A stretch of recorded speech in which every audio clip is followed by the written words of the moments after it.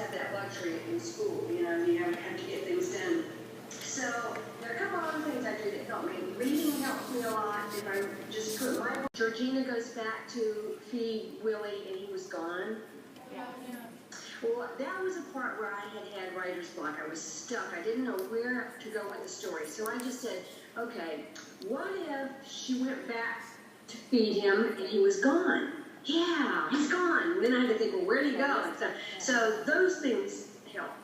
So it'll go away eventually. Okay. You're welcome. Second person want to come up and ask the question?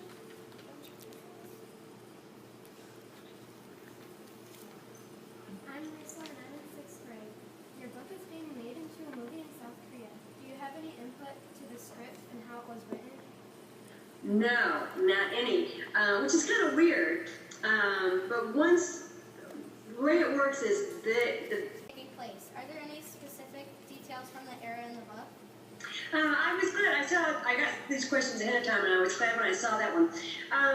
You know, when I write, I don't really think about the time period. All my books are contemporary in that they're not historical. They don't, you know, go back to, you know, the 1800s or even the 60s. That's historical, you guys. I think of them as now.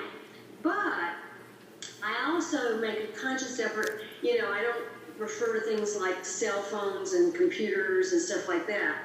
And I'm not sure why that is. I think there's a term that's called the everlasting present.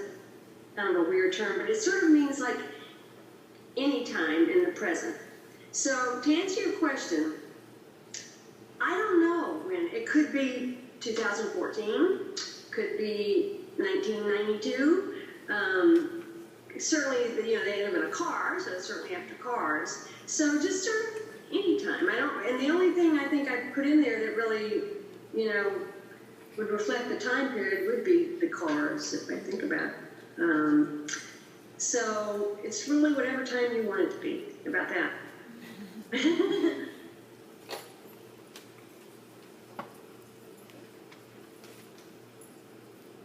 Hi, I'm Audrey and I'm in 6th grade. Would you like to see How to Steal a Dog made into a graphic novel? Say it one more time. Would you like to see How to Steal a Dog made into a graphic novel? I would love it. I think graphic novels are really cool. I have no artistic ability whatsoever. I can't draw anything, so I would love to see somebody that, you know, can draw well and knows how to do graphic novels. I think it would be really cool. Do you like graphic novels? Mm-hmm. Yeah. Yeah, it'd be cool. Do one. Make one for me. And I'm in 6th grade. Hi. Did you ever think about writing a sequel to this story? Maybe another situation where Georgina and Toby had to overcome another conflict? Well, you know, I've never really thought about it, but I get asked that a lot, so it forces me to think about it. I think it would be sort of fun. I probably won't do it because, I don't know, once I finish a book, I sort of, you know, put it away and that's that. But Georgina, you know, I know her very well, and I guess it would be fun to maybe see, you know, see what else is going to go. A lot of kids tell me that it should be How to Steal a Cat. I don't know. I'll think about it, but I don't have any immediate plans. I'll put it that way. Okay, thank you. So, That's all of our questions that we had written down, but I know some kids have a few more questions. Would you like to take those now, or would you like to take those at the end? Did you have something you wanted to share with us? well, yeah, I'll show you a couple things and then we'll take some more questions. One thing I want to show you was one of the things that really inspired the story when I, you know, first got the idea. I saw this. Can you see it? Yeah. Mm-hmm. A sign. I never went back and finished the story, so that's kind of weird, huh? But my point to you is, I love to write, even when I was younger than this. I wrote stories and poems and books, and my mother saved a lot of them. And then when I got older, I just kept doing it. I like to write books a lot too. Awesome. I started when I was 6th grade. Do you have and I've been improving a lot, but do you have any tips? Sure. First of all, good for you. That's really great. I have a feeling if you like to write, I bet you read a lot. Do you? Because usually kids who like to write like to read, because those two things go together. So I would encourage you to continue to read, or if you don't read a lot, you should.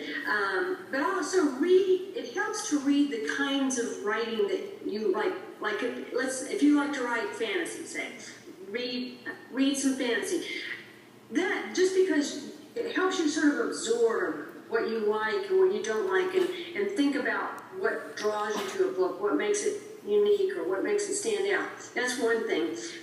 There's a writing technique, and you probably know it. It's called show, don't tell.